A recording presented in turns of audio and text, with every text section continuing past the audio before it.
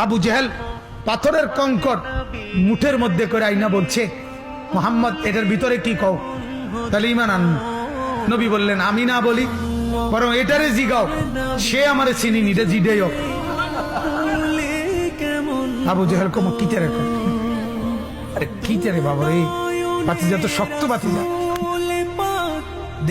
আল্লাহ নবী বলেন, বলো ভেতরে যা আছো বলো, তুমি চিনো কিনা আমাকে। পাথরের কঙ্কর, নাতাকাল হাজার, পাথর নাতাক কথা বলছে, পাথরের কঙ্কর বলে উঠছে, আনতা রাসূলুল্লাহ, আপনি আল্লাহর রাসূল, আমি চিনি আপনাকে, আমি চিনি।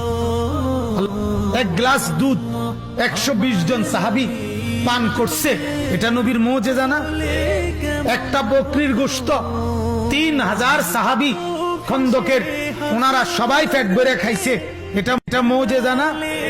এক মগ পানি, মানে এই বদনার তলে অল্প কদ্দুর পানি, এইটুকু পানি কূপে ফেলছে।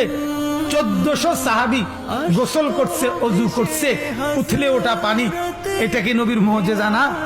এগুলো সব মর্যাদা, এগুলো সব মর্যাদা, সব মর্যাদা, সব নবীজির সম্মান, ইজ্জত, সবকিছু নবীকে চিনত। জামাদাত, হাইওয়ানাত এবং জিন, ইনসান, কুল কায়নাত আল্লাহর নবীকে চিনত।